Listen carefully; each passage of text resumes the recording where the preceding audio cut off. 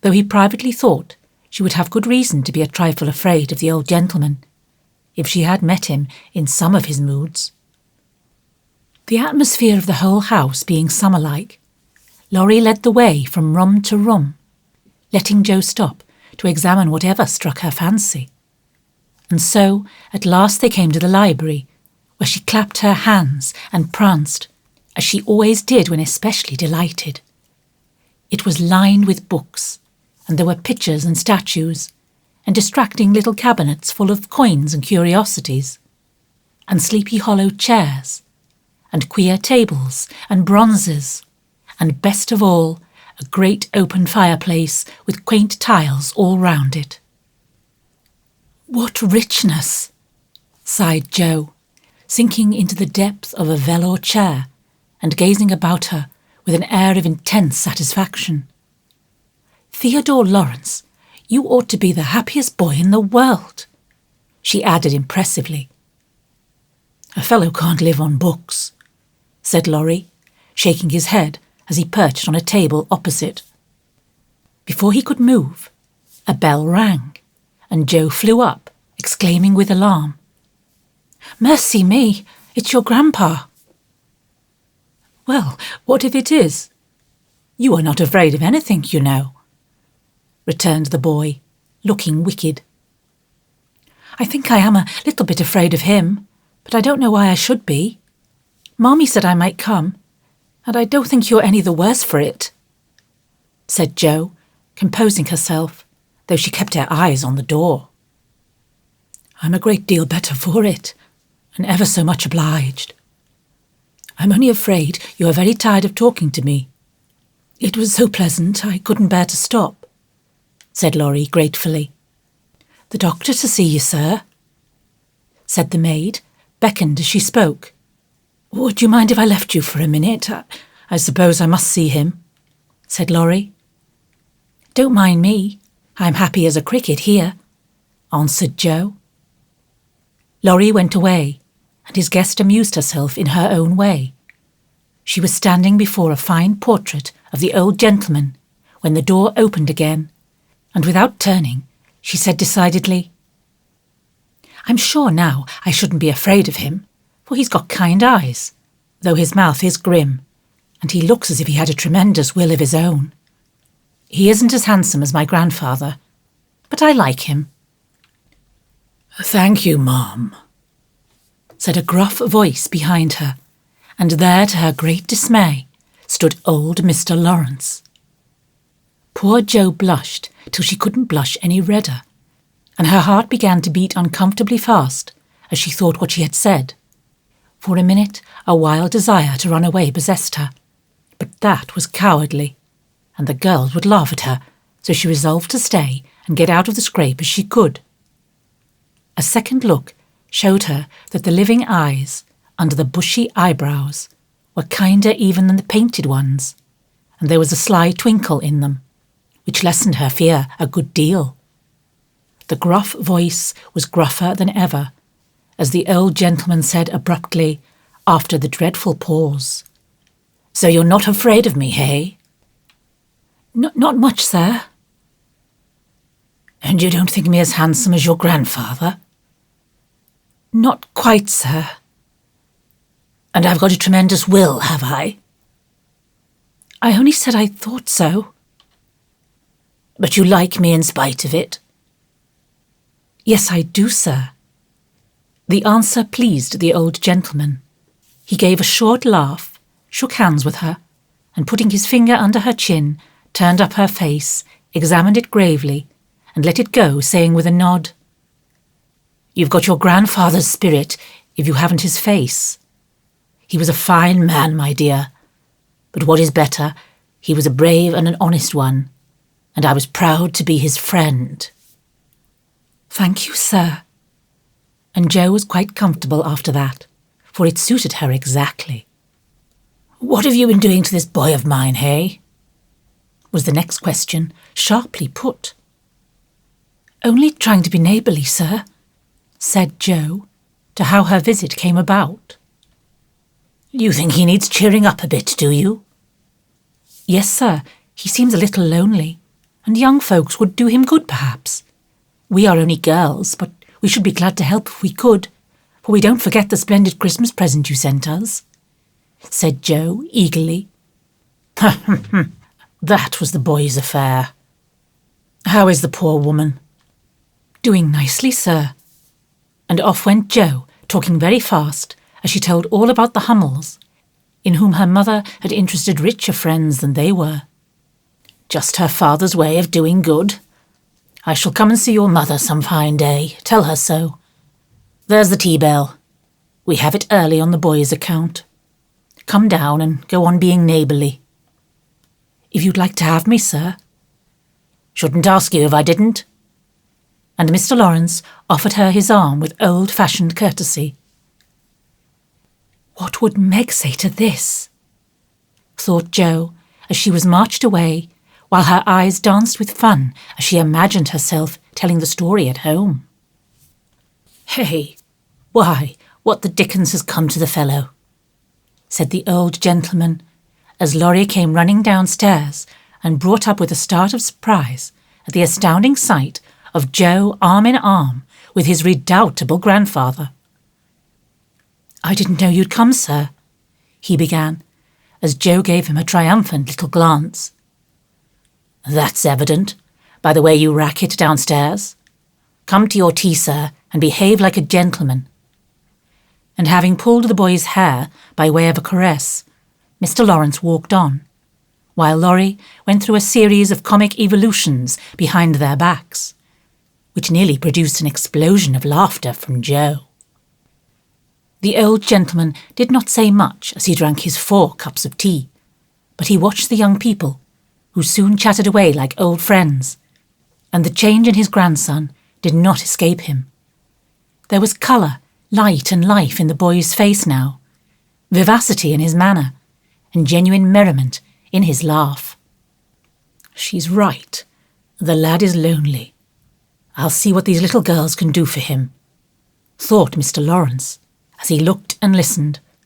He liked Jo, for her odd, blunt ways suited him, and she seemed to understand the boy almost as well as if she had been one herself.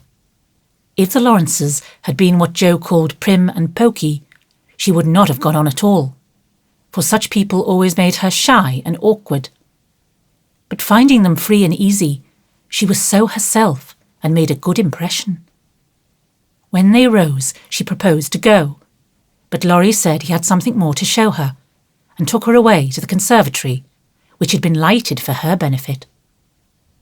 It seemed quite fairy-like to Jo, as she went up and down the walks, enjoying the blooming walls on either side, the soft light, the damp, sweet air, and the wonderful vines and trees that hung about her, while her new friend cut the finest flowers till his hands were full.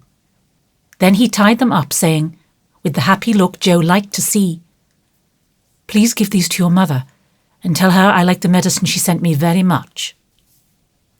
They found Mr. Lawrence standing before the fire in the great drawing-room, but Jo's attention was entirely absorbed by a grand piano, which stood open. "Do you play?" she asked, turning to Laurie with a respectful expression.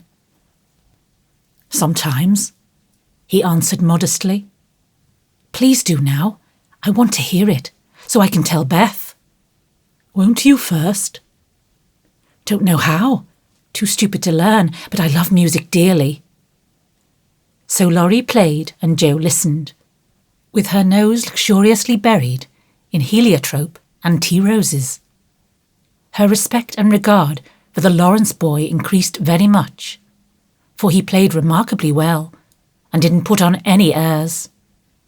She wished Beth could hear him, but she did not say so, only praised him till he was quite abashed, and his grandfather came to his rescue.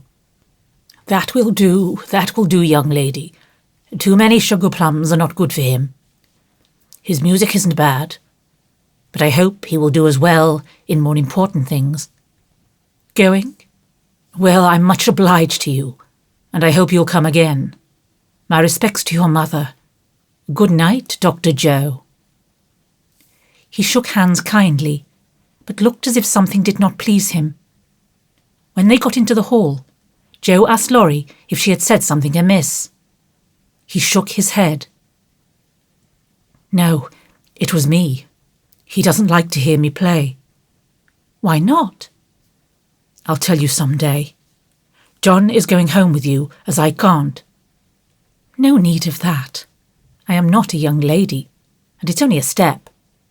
Take care of yourself, won't you? Yes, but you will come again, I hope.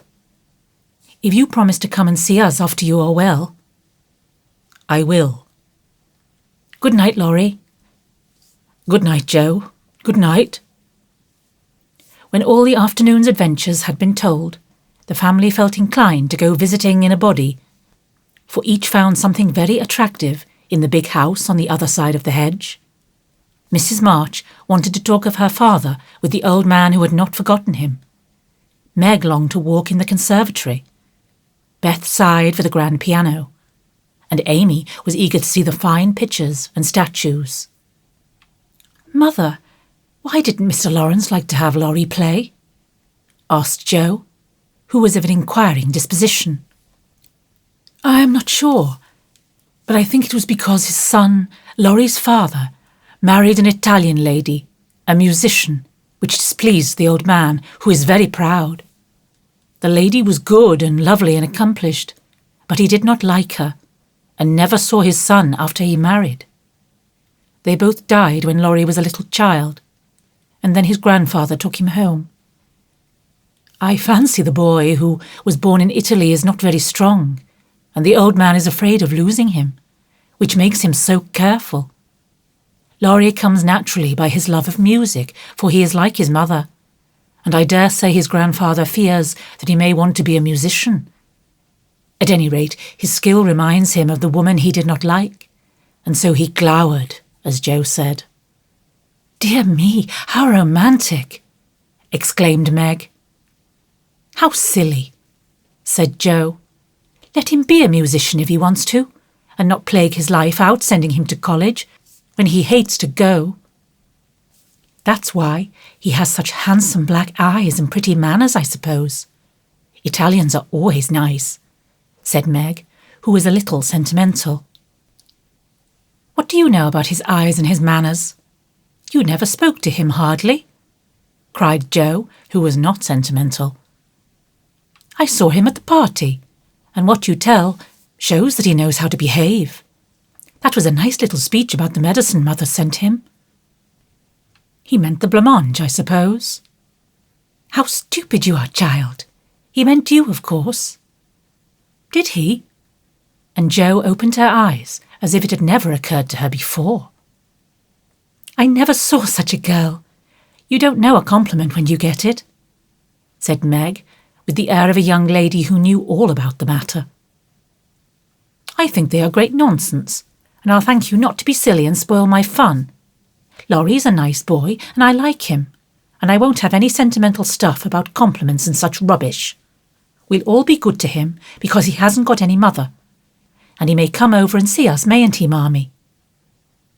Yes, Joe, your little friend is very welcome, and I hope Meg will remember that children should be children as long as they can.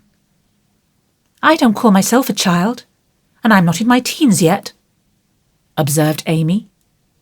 What do you say, Beth? I was thinking about our Pilgrim's Progress, answered Beth, who had not heard a word. How we got out of the slough and through the wicket gate by resolving to be good, and up the steep hill by trying, and that maybe the house over there, full of splendid things, is going to be our palace beautiful. We have got to get by the lions first, said Joe, as if she rather liked the prospect.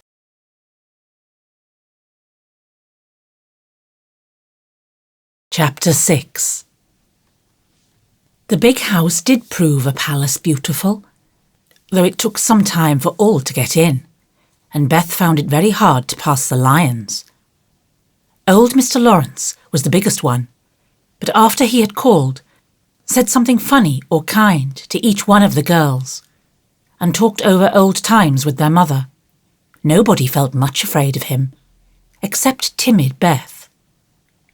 The other lion was the fact that they were poor and Laurie rich, for this made them shy of accepting favours which they could not return. But after a while, they found that he considered them the benefactors, and could not do enough to show how grateful he was for Mrs Marsh's motherly welcome, their cheerful society, and the comfort he took in that humble home of theirs. So they soon forgot their pride, and interchanged kindnesses, without stopping to think which was the greater. All sorts of pleasant things happened about that time, for the new friendship flourished like grass in spring. Everyone liked Laurie, and he privately informed his tutor that the Marches were regularly splendid girls. With the delightful enthusiasm of youth, they took the solitary boy into their midst and made much of him, and he found something very charming in the innocent companionship of these simple-hearted girls. Never having known mother or sisters, he was quick to feel the influences they brought about him, and their busy, lively ways made him ashamed of the indolent life he led. He was tired of books, and found people so interesting now that Mr Brooke was obliged to make very unsatisfactory reports, for Laurie was always playing truant and running over to the Marches. "Never mind, let him take a holiday and make it up afterward," said the old gentleman. "The good lady next door says he is studying too hard and needs young society, amusement and exercise. I suspect she is right, and that I've been coddling the fellow as if I'd been his grandmother. Let him do what he likes, as long as he is happy. He can't get into mischief in that little nunnery over there, and Mrs Marsh is doing more for him than we can." What good times they had, to be sure! Such plays and tableaux, such sleigh rides and skating frolics, such pleasant evenings in the old parlour, and now and then such gay little parties at the great house. Meg could walk in the conservatory whenever she liked and revel in bouquets. Jo browsed over the new library voraciously and convulsed the old gentleman with her criticisms. Amy copied pictures and enjoyed beauty to her heart's content. And Laurie played Lord of the Manor in the most delightful style.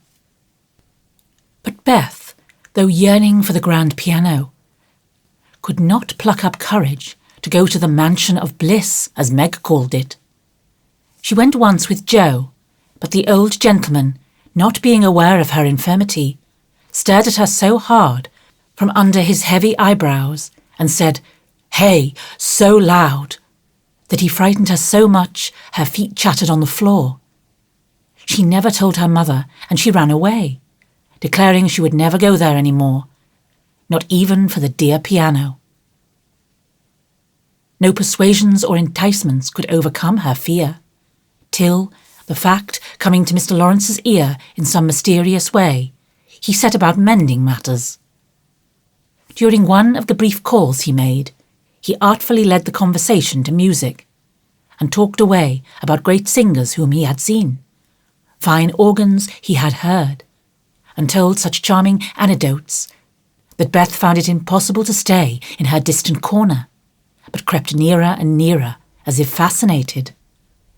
At the back of his chair she stopped and stood listening, with her great eyes wide open and her cheeks red with excitement of this unusual performance. Taking no more notice of her than if she had been a fly, Mr Lawrence talked on about Laurie's lessons and teachers, and presently, as if the idea had just occurred to him, he said to Mrs Marsh, "The boy neglects his music now, and I'm glad of it, for he was getting too fond of it. But the piano suffers for want of use. Wouldn't some of your girls like to run over and practice on it now and then, just to keep it in tune, you know, Ma'am?" Beth took a step forward and pressed her hands tightly together to keep from clapping them, for this was an irresistible temptation, and the thought of practising on that splendid instrument quite took her breath away. Before Mrs Marsh could reply, Mr Lawrence went on with an odd little nod and smile. "They needn't see or speak to anyone, but run in at any time, for I'm shut up in my study at the other end of the house. Laurie is out a great deal, and the servants are never near the drawing-room after 9 o'clock. Here he rose, as if going, and Beth made up her mind to speak, for that last arrangement left nothing to be desired. Please tell the young ladies what I say, and if they don't care to come, why, never mind. Here a little hand slipped into his, and Beth looked up at him with a face full of gratitude, as she said in her earnest yet timid way, "Oh, sir, they do care. Very, very much." "Are you the musical girl?" he asked, without any startling hey, as he looked down at her very kindly. "I'm Beth. I love it dearly, and I'll come, if you are quite sure nobody will hear me and be disturbed," she added, fearing to be rude and trembling at her own boldness as she spoke. "Not a soul, my dear. The house is empty half the day. So come and drum away as much as you like, and I shall be obliged to you." "How kind you are, sir." Beth blushed like a rose under the friendly look he wore, but she was not frightened now, and gave the hand a grateful squeeze, because she had no words to thank him for the precious gift he had given her. The old gentleman softly stroked the hair off her forehead, and stooping down, he kissed her, saying in a tone few people ever heard, "I had a little girl once with eyes like these. God bless you, my dear. Good day, madam." And away he went in a great hurry. Beth had a rapture with her mother, and then rushed up to impart the glorious news to her family of invalids, as the girls were not home. How blithely she sang that evening, and how they all laughed at her because she woke Amy in the night by playing the piano on her face in her sleep. Next day, having seen both the old and young gentlemen out of the house, Beth, after 2 or 3 retreats, fairly got in at the side door, and made her way as noiselessly as any mouse to the drawing-room where her idol stood. Quite by accident, of course, some pretty, easy music lay on the piano, and with trembling fingers and frequent stops to listen and look about, Beth at last touched the great instrument, and straightway forgot her fear, herself and everything else but the unspeakable delight which the music gave her, for it was like the voice of a beloved friend. She stayed till Hannah came to take her home to dinner, but she had no appetite, and could only sit and smile upon everyone in a general state of beatitude. After that, the little brown hood slipped through the hedge nearly every day, and the great drawing-room was haunted by a tuneful spirit that came and went unseen. She never knew that Mr. Lawrence opened his study door to hear the old-fashioned airs he liked. She never saw Laurie mount guard in the hall to warn the servants away. She never suspected that the exercise books and new songs which she found in the rack were put there for her especial benefit. And when he talked to her about music at home, she only thought how kind he was to tell things that helped her so much. So she enjoyed herself heartily, and found, what isn't always the case, that her granted wish was all she had hoped. Perhaps it was because she was so grateful for this blessing that a greater was given her. At any rate, she deserved both. "Mother, I'm going to work Mr. Lawrence a pair of slippers. He is so kind to me, I must thank him, and I don't know any other way. Can I do it?" asked Beth, a few weeks after that eventful call of his. "Yes, dear. It will please him very much, and be a nice way of thanking him. The girls will help you about them, and I will pay for the making up," replied Mrs. Marsh, who took peculiar pleasure in granting Beth's requests, because she so seldom asked anything for herself. After many serious discussions with Meg and Joe, the pattern was chosen, the materials bought, and the slippers begun. A A cluster of grave yet cheerful pansies on a deeper purple ground was pronounced very appropriate and pretty, and Beth worked away early and late, with occasional lifts over hard parts. She was a nimble little needlewoman, and they were finished before anyone got tired of them. Then she wrote a short, simple note, and with Laurie's help got them smuggled onto the study table one morning before the old gentleman was up. When this excitement was over, Beth waited to see what would happen. All day passed, and a part of the next, before any acknowledgement arrived, and she was beginning to fear she had offended her crotchety friend.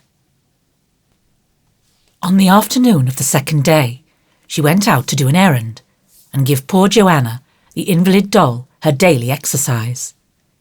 As she came up the street on her return, she saw 4 heads popping in and out of the parlour windows. And the moment they saw her, several hands were waved and several joyful voices screamed, "Here's a letter from the old gentleman. Come quick and read it." "Oh, Beth, he sent you," began Amy, gesticulating with unseemly energy, but she got no further, for Joe quenched her by slamming down the window. Beth hurried on in a flutter of suspense. At the door, her sisters seized and bore her to the parlour in a triumphal procession, all pointing and all saying at once, "Look there! Look there!" Beth did look, and turned pale with delight and surprise, for there stood a little cabinet piano, with a letter lying on the glossy lid, directed like a signboard to Miss Elizabeth March. "For me?" gasped Beth, holding on to Joe and feeling as if she should tumble down. It was such an overwhelming thing altogether. "Yes, all for you, my precious. Isn't it splendid of him? Don't you think he's the dearest old man in the world? Here's the key and the letter. We didn't open it, but we are dying to know what he says," cried Joe, hugging her sister and offering the note. "You read it. I can't, I feel so queer. Oh, it is too lovely." And Beth hid her face in Joe's apron, quite upset by her present. Joe opened the paper and began to laugh, for the first words she saw were, "Miss March, dear Madam."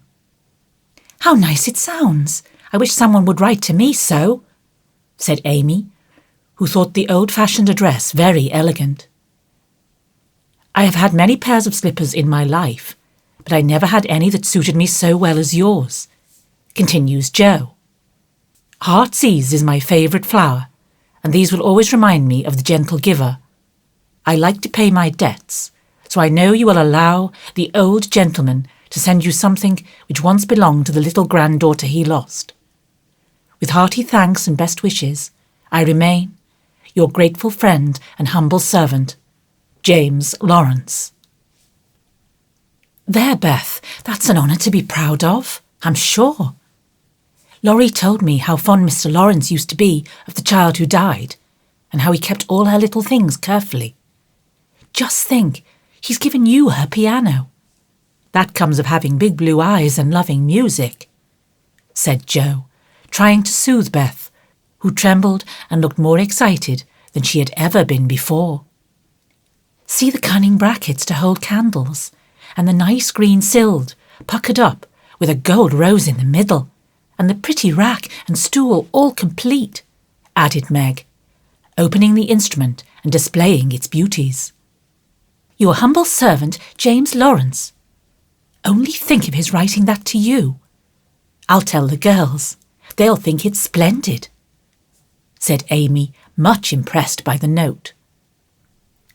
"Try it, honey.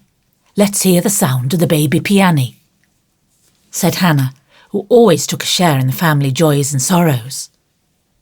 So Beth tried it, and everyone pronounced it the most remarkable piano ever heard. It had evidently been newly tuned and put in apple pie order, but, perfect as it was, I think the real charm lay in the happiest of all happy faces which leaned over it, as Beth lovingly touched the beautiful black and white keys and pressed the bright petals. "You'll have to go and thank him," said Jo, by way of a joke, for the idea of the child's really going never entered her head. "Yes, I mean to. I guess I'll go now, before I get frightened thinking about it." And to the utter amazement of the assembled family, Beth walked deliberately down the garden, through the hedge, and in at the Lawrences' door. "Well, I wish I may die if it ain't the queerest thing I ever see. The piano has turned her head. She'd never have gone in her right mind," cried Hannah, staring after her, while the girls were rendered quite speechless by the miracle. They would have been still more amazed if they had seen what Beth did afterward. If you will believe me, she went and knocked at the study door before she gave herself time to think. And when a gruff voice called out, "Come in," she did go in, right up to Mr. Lawrence, who looked quite taken aback, and held out her hand, saying, with only a small quaver in her voice, "I came to thank you, sir, for—" But she didn't finish, for he looked so friendly that she forgot her speech, and only remembering that he had lost the little girl he loved, she put both arms round his neck and kissed him. If the roof of the house had suddenly flown off, the old gentleman wouldn't have been more astonished. But he liked it. Oh dear, yes, he liked it amazingly, and was so touched and pleased by that confiding little kiss that all his crustiness vanished, and he just set her on his knee and laid his wrinkled cheek against her rosy one, feeling as if he had got his own little granddaughter back again. Beth ceased to fear him from that moment, and sat there talking to him as cosily as if she had known him all her life. For love casts out fear, and gratitude can conquer pride. When she went home, he walked with her to her own gate, shook hands cordially, and touched his hat as he marched back again, looking very stately and erect, like a handsome, soldierly old gentleman, as he was. When the girls saw that performance, Jo began to dance a jig, by way of expressing her satisfaction. Amy nearly fell out of the window in her surprise, and Meg exclaimed, with uplifted hands, "Well, I do believe the world is coming to an end."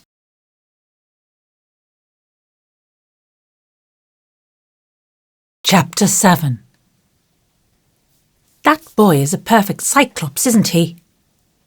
said Amy one day, as Laurie clattered by on horseback, with a flourish of his whip as he passed. "How dare you say so, when he's got both his eyes? And very handsome ones they are too," cried Jo, who resented any slighting remarks about her friend. "I didn't say anything about his eyes, and I don't see why you need to fire up when I admire his riding." "Oh my goodness! That little goose means a centaur, and she called him a cyclops," exclaimed Jo, with a burst of laughter. "You needn't be so rude." "It's only a lapse of lingy, as Mr. Davis says," retorted Amy, finishing Jo with her Latin. "I just wish I had a little of the money Laurie spends on that horse," she added, as if to herself, yet hoping her sisters would hear. "Why?" asked Meg kindly, for Jo had gone off in another laugh at Amy's second blunder. "I need it so much. I'm dreadfully in debt, and it won't be my turn to have the rag money for a month." "In debt, Amy? What do you mean?" And Meg looked sober. "Why, I owe at least a dozen pickled limes, and I can't pay them, you know, till I have money, for Marmee forbade my having anything charged at the shop. Tell me all about it. Are limes the fashion now? It used to be pricking bits of rubber to make balls." And Meg tried to keep her countenance. Amy looked so grave and important. "Why, you see, the girls are always buying them, and unless you want to be thought mean, you must do it too. It's nothing but limes now, for everyone is sucking them in their desks at school time, and trading them off for pencils, bead rings, paper dolls, or something else, at recess. If one girl likes another, she gives her a lime. If she's mad with her, she eats one before her face and doesn't offer even a suck. They treat by turns, and I've had ever so many but haven't returned them. And I ought, for they are debts of honour, you know. How much will pay them off and restore your credit? Asked Meg, taking out her purse. A quarter would more than do it, and leave a few cents over for a treat for you. Don't you like limes? Not much. You may have my share. Here's the money. Make it last as long as you can, for it isn't very plenty, you know. Oh, thank you. It must be so nice to have pocket money. I'll have a grand feast, for I haven't tasted a lime this week. I felt delicate about taking any, as I couldn't return them, and I'm actually suffering for one. Next day, Amy was rather late at school, but could not resist the temptation of displaying, with pardonable pride, a moist brown paper parcel, before she consigned it to the inmost recesses of her desk. During the next few minutes, the rumour that Amy March had got 24 delicious limes, she ate one on the way, and was going to treat circulated through her set, and the attentions of her friends became quite overwhelming. Katie Brown invited her to the next party on the spot. Mary Kingsley insisted on lending her watch till recess, and Jenny Snow, a satirical young lady, who had basely twitted Amy upon her limeless state, promptly buried the hatchet and offered to furnish answers to certain appalling sums. But Amy had not forgotten Miss Snow's cutting remarks about some persons whose noses were not too flat to smell other people's limes, and stuck-up people who were not too proud to ask for them, and she instantly crushed that Snow girl's hopes by the withering telegram. You needn't be so polite all of a sudden, for you won't get any. A distinguished personage happened to visit the school that morning, and Amy's beautifully drawn maps received praise, which honour to her foe rankled in the soul of Miss Snow, and caused Miss March to assume the airs of a studious young peacock.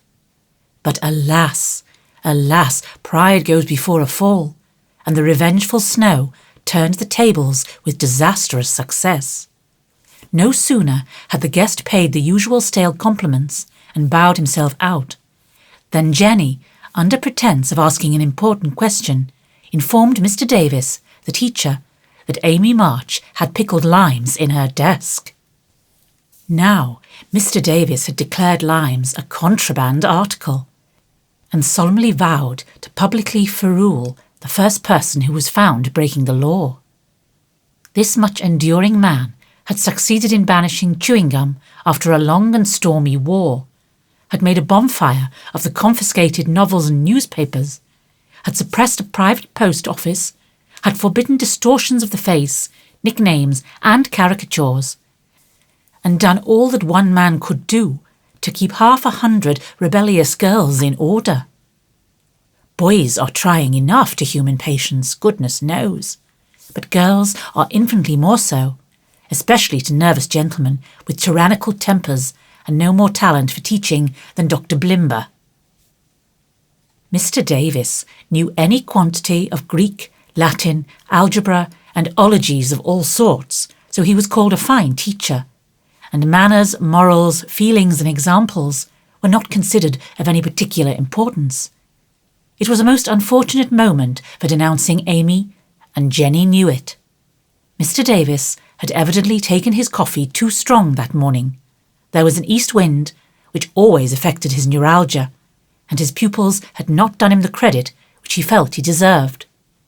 Therefore, to use the expressive, if not elegant language of a schoolgirl, he was as nervous as a witch and as cross as a bear. The word limes was like fire to powder. His yellow face flushed, and he rapped on his desk with an energy which made Jenny skip to her seat with unusual rapidity. "Young ladies, attention, if you please." At the stern order the buzz ceased, and 50 pairs of blue, black, grey and brown eyes were obediently fixed upon his awful countenance. "Miss March, come to the desk." Amy rose to comply with outward composure, but a secret fear oppressed her, for the limes weighed upon her conscience. "Bring with you the limes you have in your desk," was the unexpected command which arrested her before she got out of her seat. "Don't take all," whispered her neighbour, a young lady of great presence of mind. Emily hastily shook out half a dozen and laid the rest down before Mr. Davis, feeling that any man possessing a human heart would relent when that delicious perfume met his nose. Unfortunately, Mr. Davis particularly detested the odour of the fashionable pickle, and disgust added to his wrath. "Is that all?" "Not quite," stammered Amy. "Bring the rest immediately." With a despairing glance at her set, she obeyed. "You are sure there are no more?" "I never lie, sir." "So I see. Now, take these disgusting things 2 by 2 and throw them out of the window."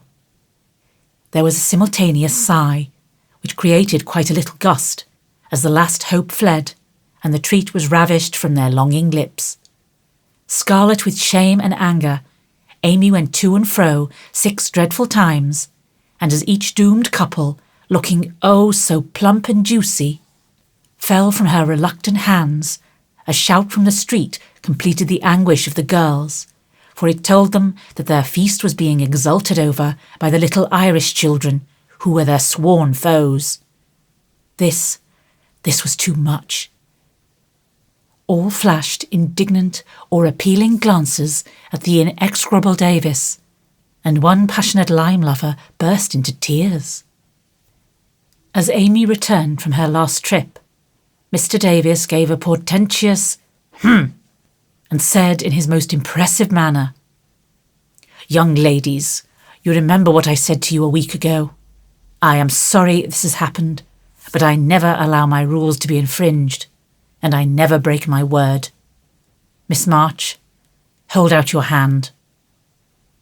Amy started and put both hands behind her, turning on him an imploring look which pleaded for her better than the words she could not utter. She was rather a favourite with old Davis, as of course he was called, and it's my private belief that he would have broken his word if the indignation of one irrepressible young lady had not found vent in a hiss. That hiss, faint as it was, irritated the irascible gentleman and sealed the culprit's fate. "Your hand, Miss March," was the only answer her mute appeal received, and too proud to cry or beseech, Amy set her teeth, threw back her head defiantly, and bore without flinching several tingling blows on her little palm. They were neither many nor heavy, but that made no difference to her. For the first time in her life she had been struck, and the disgrace in her eyes was as deep as if he had knocked her down. "You will now stand on the platform till recess," said Mr. Davis, resolved to do the thing thoroughly, since he had begun.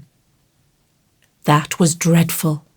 It would have been bad enough to go to her seat and see the pitying faces of her friends, or the satisfied ones of her few enemies. But to face the whole school, with that shame fresh upon her, seemed impossible, and for a second she felt as if she could only drop down where she stood and break her heart with crying. A bitter sense of wrong and the thought of Jenny Snow helped her to bear it, and taking the ignominious place, she fixed her eyes on the stove funnel above what now seemed a sea of faces, and stood there, so motionless and white that the girls found it hard to study with that pathetic figure before them. During the 15 minutes that followed, the proud and sensitive little girl suffered a shame and pain which she never forgot. To others it might seem a ludicrous or trivial affair, but to her it was a hard experience. For during the 12 years of her life she had been governed by love alone, and a blow of that sort had never touched her before. The smart of her hand and the ache of her heart were forgotten in the sting of the thought, "I shall have to tell at home, and they will be so disappointed in me." The 15 minutes seemed an hour, but they came to an end at last, and the word recess had never seemed so welcome to her before. "You can go, Miss March," said Mr. Davis, looking, as he felt, uncomfortable. He did not soon forget the reproachful glance Amy gave him as she went, without a word to anyone, straight into the anteroom, snatched her things, and left the place for ever, as she passionately declared to herself. She was in a sad state when she got home, and when the older girls arrived, some time later, an indignation meeting was held at once. Mrs. March did not say much, but looked disturbed, and comforted her afflicted little daughter in her tenderest manner. Meg bathed the insulted hand with glycerin and tears. Beth felt that even her beloved kittens would fail as a balm for griefs like this. Jo wrathfully proposed that Mr. Davis be arrested without delay, and Hannah shook her fist at the villain and pounded potatoes for dinner as if she had him under her pestle. No notice was taken of Amy's flight, except by her mates, but the sharp-eyed demoiselles discovered that Mr. Davis was quite benignant in the afternoon, also unusually nervous. Just before school closed, Jo appeared, wearing a grim expression as she stalked up to the desk and delivered a letter from her mother, then collected Amy's property and departed, carefully scraping the mud from her boots on the doormat, as if she shook the dust of the place off her feet. "Yes, you can have a vacation from school, but I want you to study a little every day with Beth," said Mrs. Marsh that evening. "I don't approve of corporal punishment, especially for girls. I dislike Mr. Davis's manner of teaching, and I don't think the girls you associate with are doing you any good. So I shall ask your father's advice before I send you anywhere else." "That's good. I wish all the girls would leave and spoil his old school. It's perfectly maddening to think of those lovely limes," sighed Amy with the air of a martyr. "I am not sorry you lost them, for you broke the rules and deserve some punishment for disobedience," was the severe reply, which rather disappointed the young lady, who expected nothing but sympathy. "Do you mean you are glad I was disgraced before the whole school?" cried Amy. "I should not have chosen that way of mending a fault," replied her mother, "but I'm not sure that it won't do you more good than a Mulder method." "You are getting to be rather conceited, my dear, and it is quite time you set about correcting it. You have a good many little gifts and virtues, but there is no need of parading them, for conceit spoils the finest genius. There is not much danger that real talent or goodness will be overlooked long. Even if it is, the consciousness of possessing and using it well should satisfy one, and the great charm of all power is modesty." "So it is," cried Laurie, who was playing chess in a corner with Jo. "I knew a girl once who had a really remarkable talent for music, and she didn't know it. Never guessed what sweet little things she composed when she was alone, and wouldn't have believed it if anyone had told her. I wish I'd known that nice girl. Maybe she would have helped me. I'm so stupid," said Beth, who stood beside him, listening eagerly. "You do know her, and she helps you better than anyone else could," answered Laurie, looking at her with such mischievous meaning in his merry black eyes that Beth suddenly turned very red and hid her face in the sofa cushion, quite overcome by such an unexpected discovery. Jo let Laurie win the game to pay for that praise of her Beth, who could not be prevailed upon to play for them after her compliment. So Laurie did his best, and sang delightfully, being in a particularly lively humour, for to the Marches he seldom showed the moody side of his character. When he was gone, Amy, who had been pensive all evening, said suddenly, as if busy over some new idea, "Is Laurie an accomplished boy?" "Yes, he has had an excellent education, and has much talent, He will make a fine man, if not spoiled by petting," replied her mother. "And he isn't conceited, is he?" asked Amy. "Not in the least. That is why he is so charming, and we all like him so much." "I see. It's nice to have accomplishments and be elegant, but not to show off or get perked up," said Amy thoughtfully. "These things are always seen and felt in a person's manner and conversations, if modestly used, but it is not necessary to display them," said Mrs Marsh. "Any more than it's proper to wear all your bonnets and gowns and ribbons at once, that folks may know you've got them," added Jo, and the lecture ended in a laugh.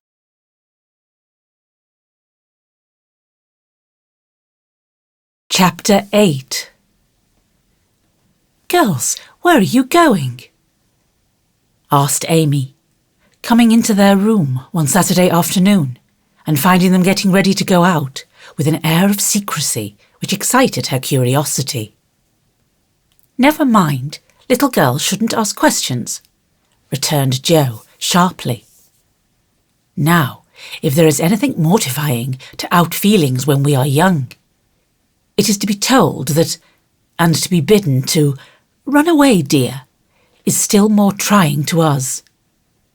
Amy bridled up at this insult and determined to find out the secret if she teased for an hour. Turning to Meg, who never refused her anything very long, she said coaxingly, "Do tell me. I should think you might let me go too, for Beth is fussing over her piano, and I haven't got anything to do, and I'm so lonely." "I can't, dear, because you aren't invited," began Meg, but Jo broke in impatiently. "Now, Meg, be quiet or you will spoil it all. You can't go, Amy, so don't be a baby and whine about it. You are going somewhere with Laurie, I know you are. You were whispering and laughing together on the sofa last night, and you stopped when I came in. Aren't you going with him?" "Yes, we are. Now, do be still and stop bothering." Amy held her tongue, but used her eyes, and saw Meg slip a fan into her pocket.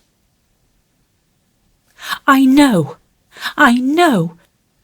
You're going to the theatre to see the 7 Castles," she cried, adding resolutely, "and I shall go, for Mother said I might see it, and I've got my rag money, and it was mean not to tell me in time."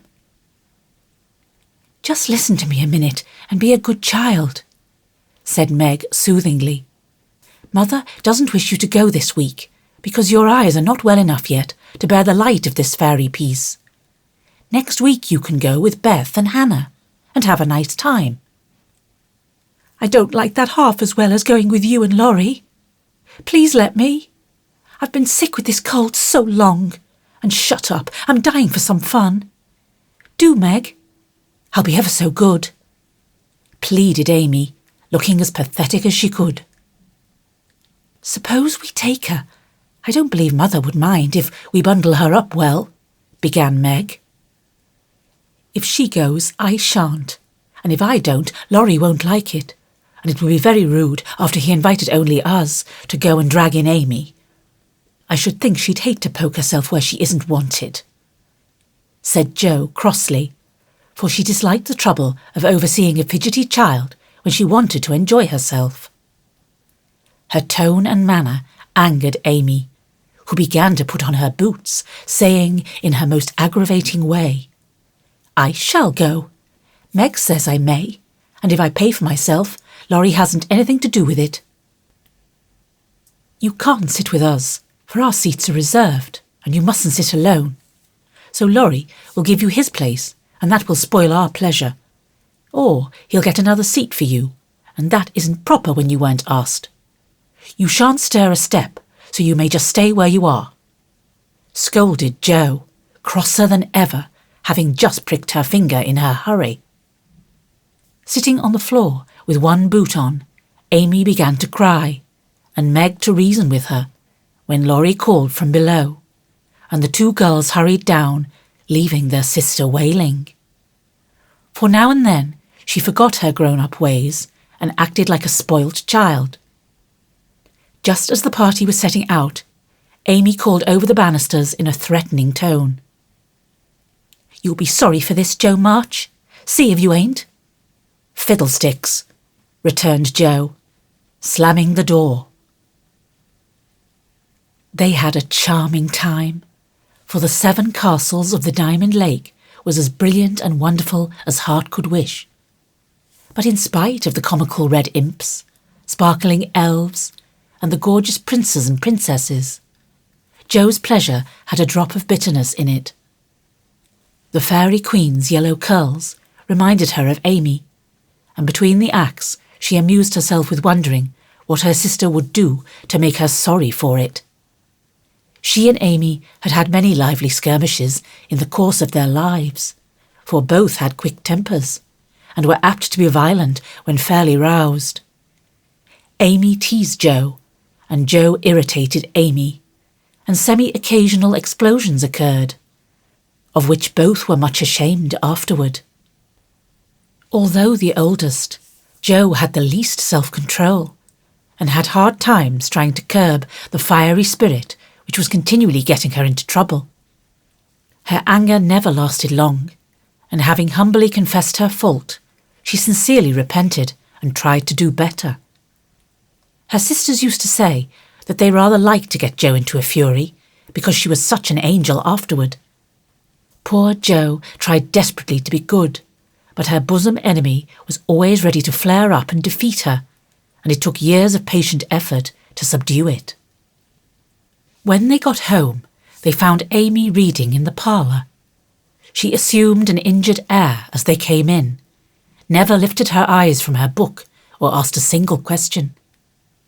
Perhaps curiosity might have conquered resentment, if Beth had not been there to inquire and receive a glowing description of the play. On going up to put away her best hat, Jo's first look was towards the bureau, for in their last quarrel, Amy had soothed her feelings by turning Jo's top drawer upside down on the floor. Everything was in its place, however, and after a hasty glance into her various closets, bags and boxes, Jo decided that Amy had forgiven and forgotten her wrongs. There Jo was mistaken, for next day she made a discovery which produced a tempest.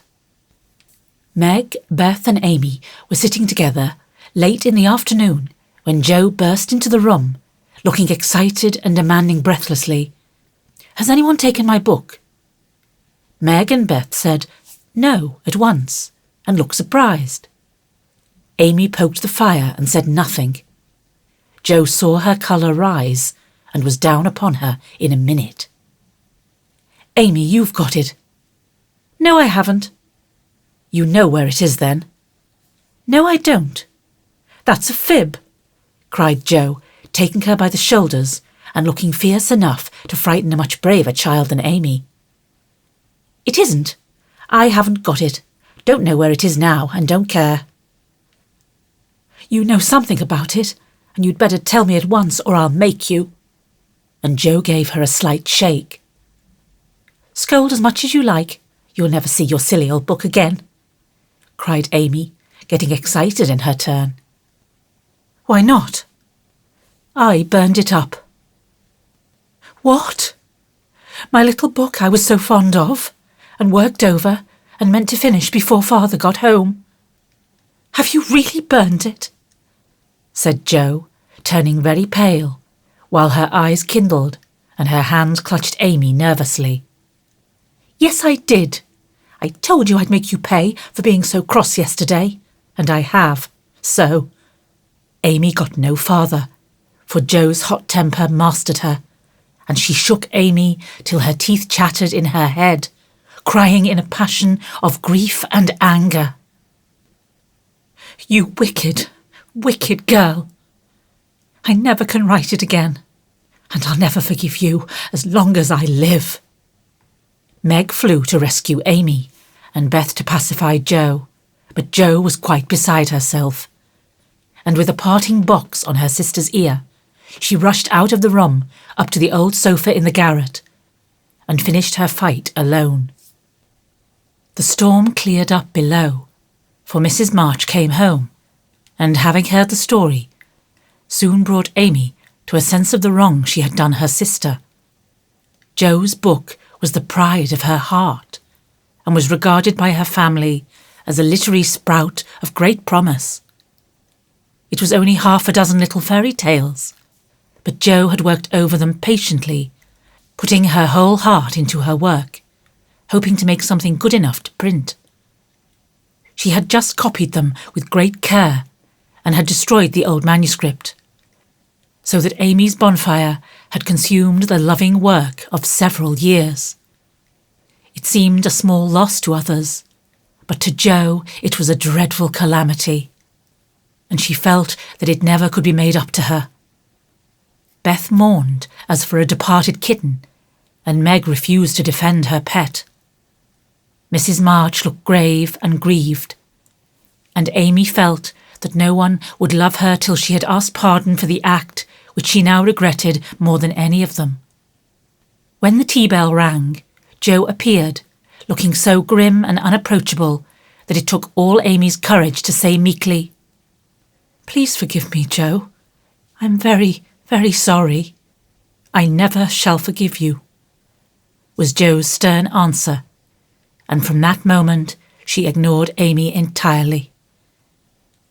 No one spoke of the great trouble, not even Mrs Marsh, for all had learned by experience that when Jo was in that mood, words were wasted, and the wisest course was to wait till some little accident, or her own generous nature, softened Jo's resentment and healed the breach.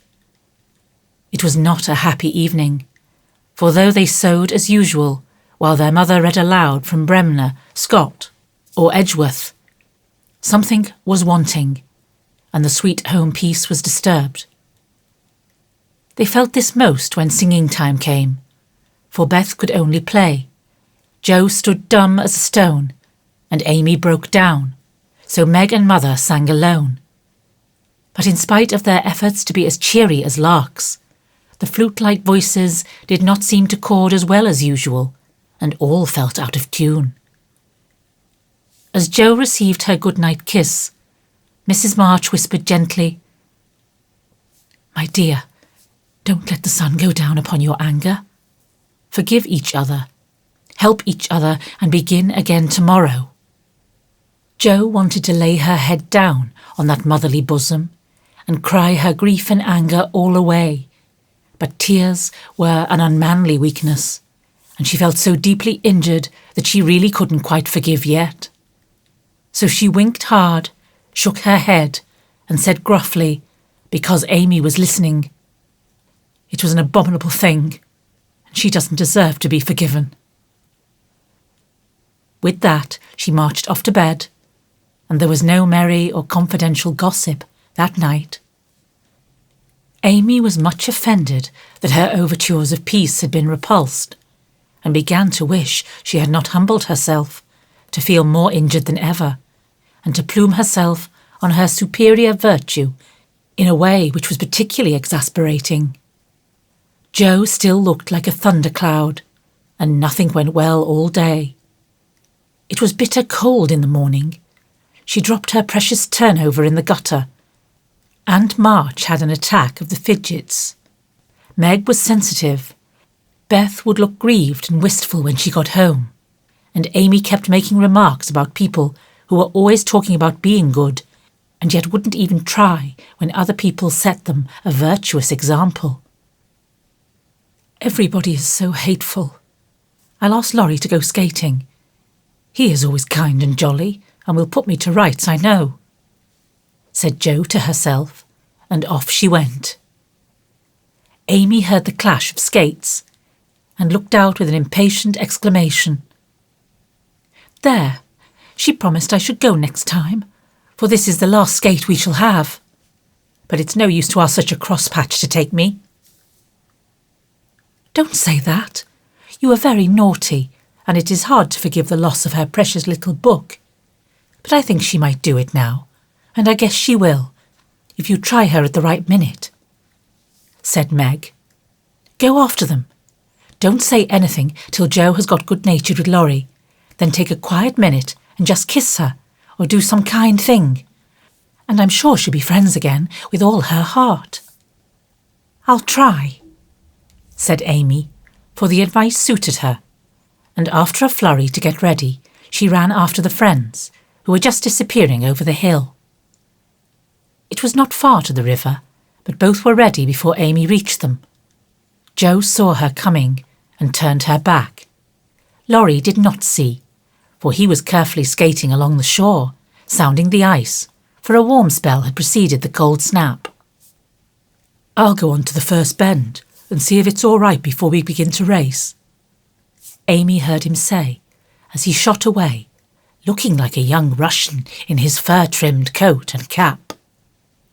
Joe heard Amy panting after her run, stamping her feet and blowing on her fingers as she tried to put her skates on, but Joe never turned and went slowly zigzagging down the river, taking a bitter, unhappy sort of satisfaction in her sister's troubles.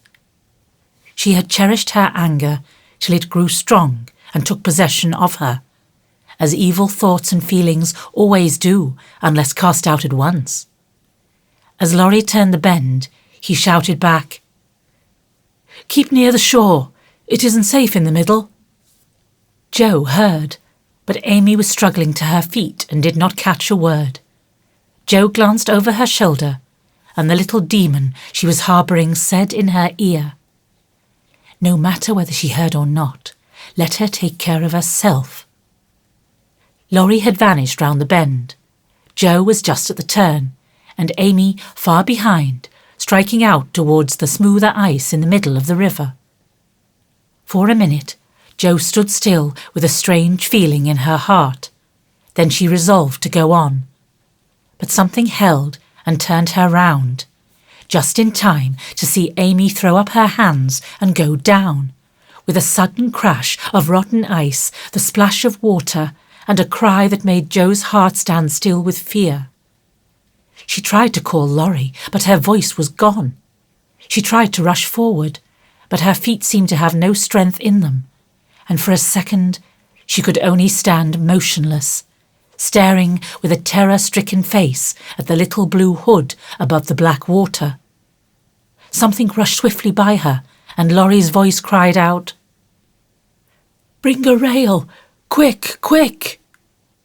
How she did it, she never knew, but for the next few minutes she worked as if possessed, blindly obeying Laurie, who was quite self-possessed, and lying flat, held Amy up by his arm and hockey stick till Joe dragged a rail from the fence, and together they got the child out, more frightened than hurt.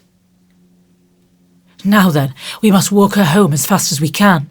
Pile our things on her while I get off these confounded skates," cried Laurie, wrapping his coat round Amy and tugging away at the straps, which never seemed so intricate before.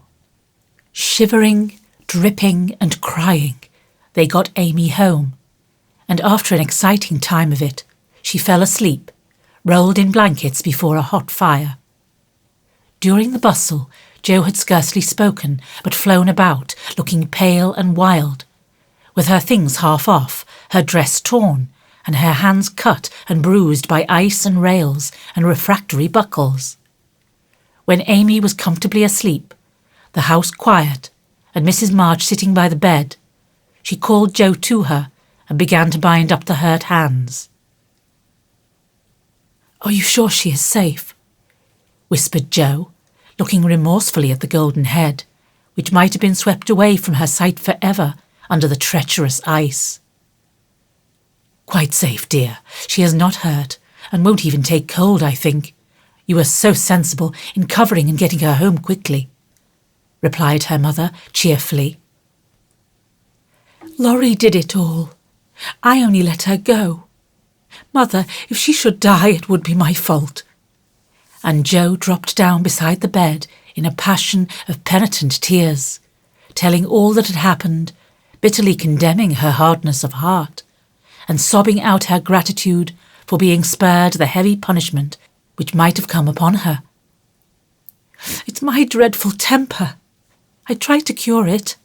I think I have, and then it breaks out worse than ever. "Oh, Mother, what shall I do? What shall I do?" cried poor Jo in despair. "Watch and pray, dear. Never get tired of trying, and never think it is impossible to conquer your fault," said Mrs Marsh, drawing the blowsy head onto her shoulder and kissing the wet cheek so tenderly that Jo cried even harder. "You don't know. You can't guess how bad it is. It seems as if I could do anything when I'm in a passion. I get so savage. I could hurt anyone and enjoy it. I'm afraid I shall do something dreadful some day and spoil my life and make everybody hate me. Oh, Mother, help me. Do help me." "I will, my child. I will. Don't cry so bitterly, but remember this day and resolve with all your soul that you will never know another like it. Jo, dear, we all have our temptations, some far greater than yours, and it often takes us all our lives to conquer them. You think your temper is the worst in the world, but mine used to be just like it." "Yours, Mother? Why, you are never angry." And for the moment Jo forgot remorse in surprise. "I've been trying to cure it for 40 years, and have only succeeded in controlling it. I am angry nearly every day of my life, Jo, but I have learnt not to show it, and I still hope to learn not to feel it, though it may take me another 40 years to do so." The patience and the humility of the face she loved so well was a better lesson to Jo than the wisest lecture, the sharpest reproof. She felt comforted at once by the sympathy and confidence given her.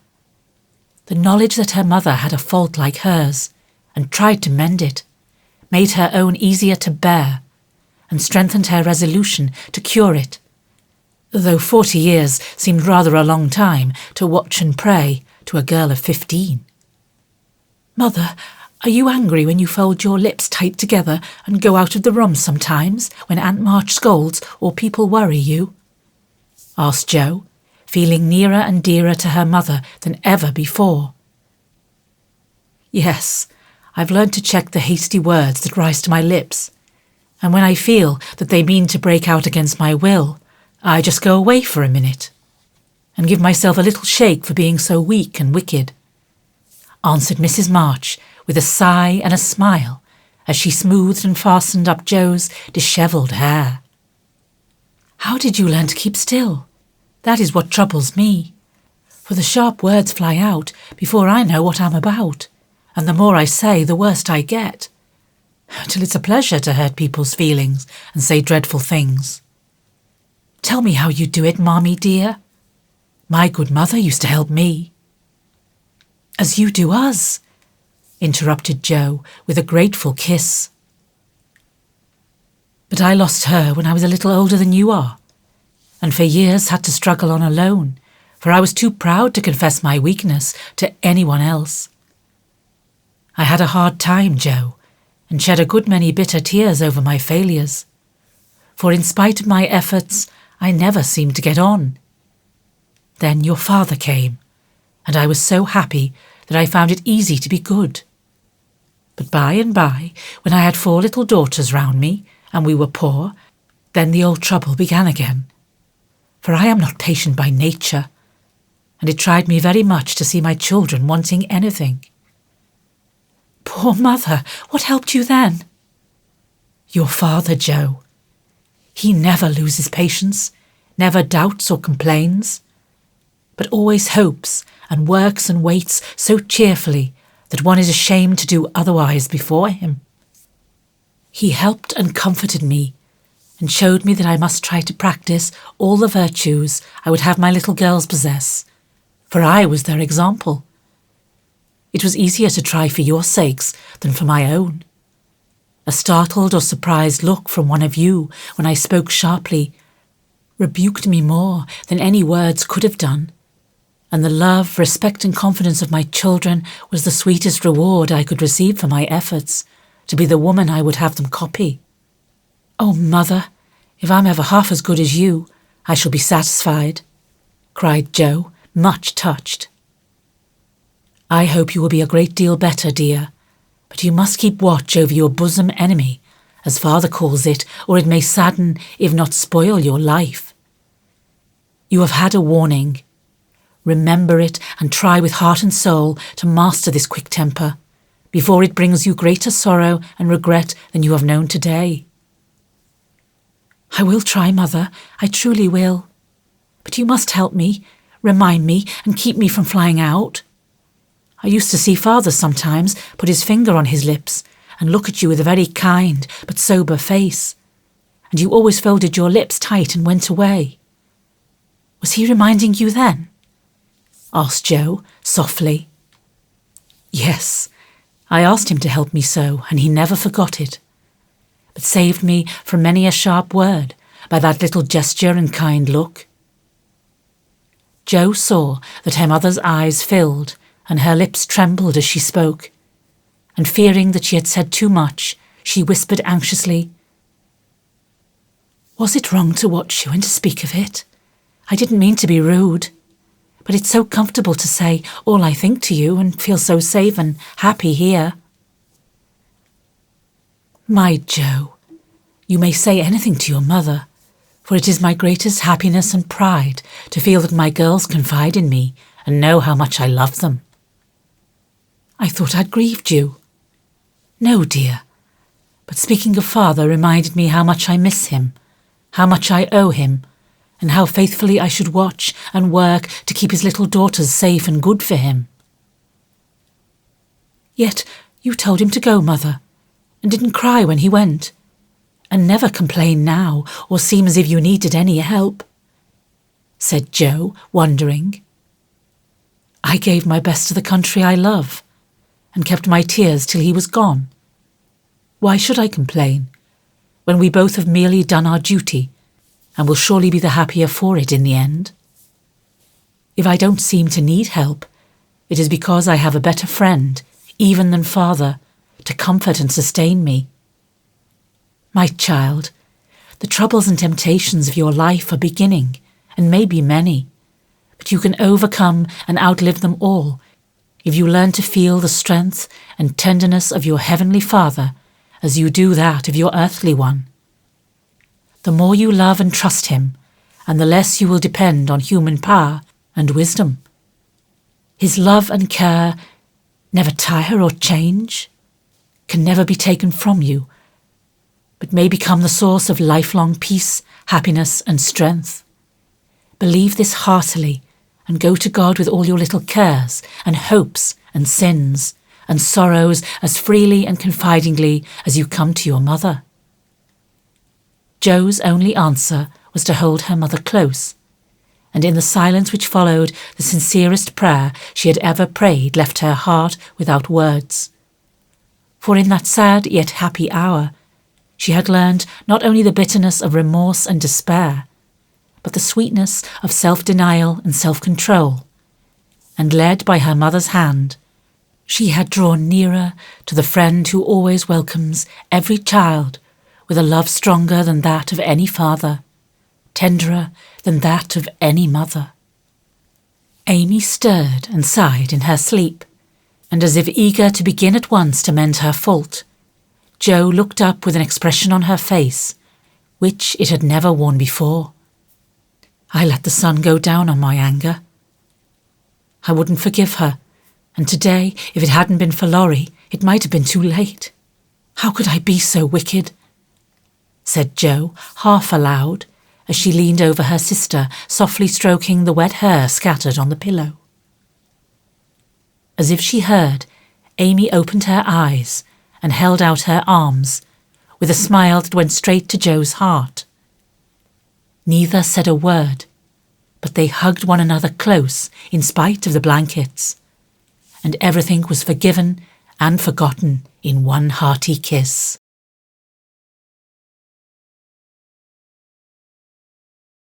Chapter 9.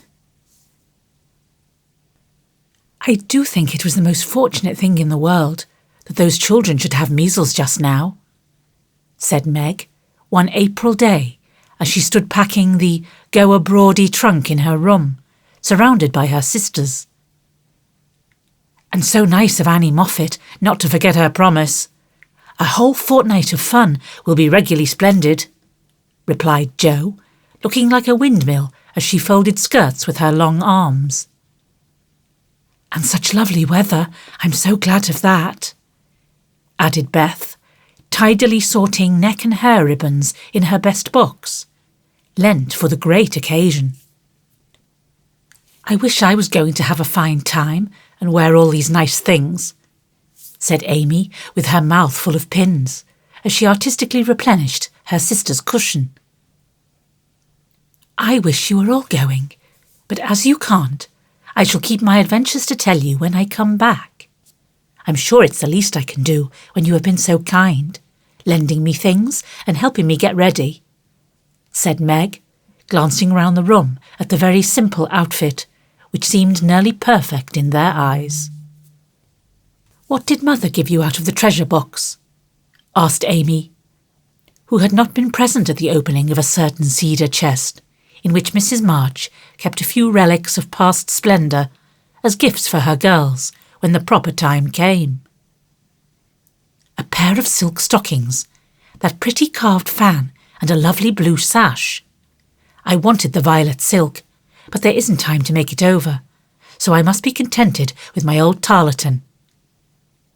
It will look nice over my new muslin skirt, and the sash will set it off beautifully. I wish I hadn't smashed my coral bracelet, for you might have had it, said Jo, who loved to give and lend, but whose possessions were usually too dilapidated to be of much use.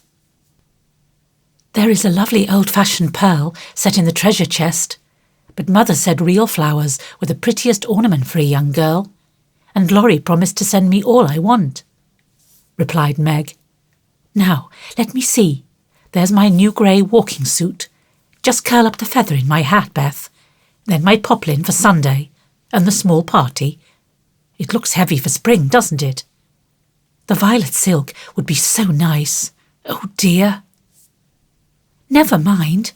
You've got the tarlatan for the big party, and you always look like an angel in white, said Amy, brooding over the little store of finery in which her soul delighted.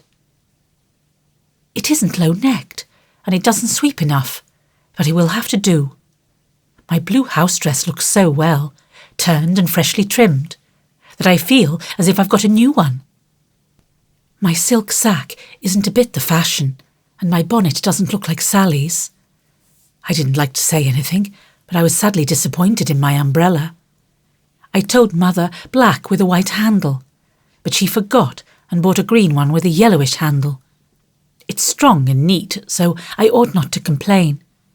But I know I shall feel ashamed of it beside Annie's silk one with a gold top, sighed Meg, surveying the little umbrella with great disfavour. Change it, advised Jo. I won't be so silly, or hurt Mommy's feelings, when she took so much pains to get my things. It's a nonsensical notion of mine, and I'm not going to give up to it. My silk stockings and 2 pairs of new gloves are my comfort. You are a dear to lend me yours, Jo. I feel so rich and sort of elegant with 2 new pairs, and the old ones cleaned up for common. And Meg took a refreshing peep at her glove box. Annie Moffat has blue and pink bows on her nightcaps. Would you put some on mine? She asked, as Beth brought up a pile of snowy muslins, fresh from Hannah's hands. No, I wouldn't, for the smart caps won't match the plain gowns without any trimming on them. Poor folks shouldn't rig, said Jo decidedly. I wonder if I shall ever be happy enough to have real lace on my clothes and bows on my caps, said Meg impatiently. You said the other day that you'd be perfectly happy if you could only go to Annie Moffat's, observed Beth in her quiet way. So I did. Well, I am happy, and I won't fret. But it does seem as if the more one gets, the more one wants, doesn't it? There now.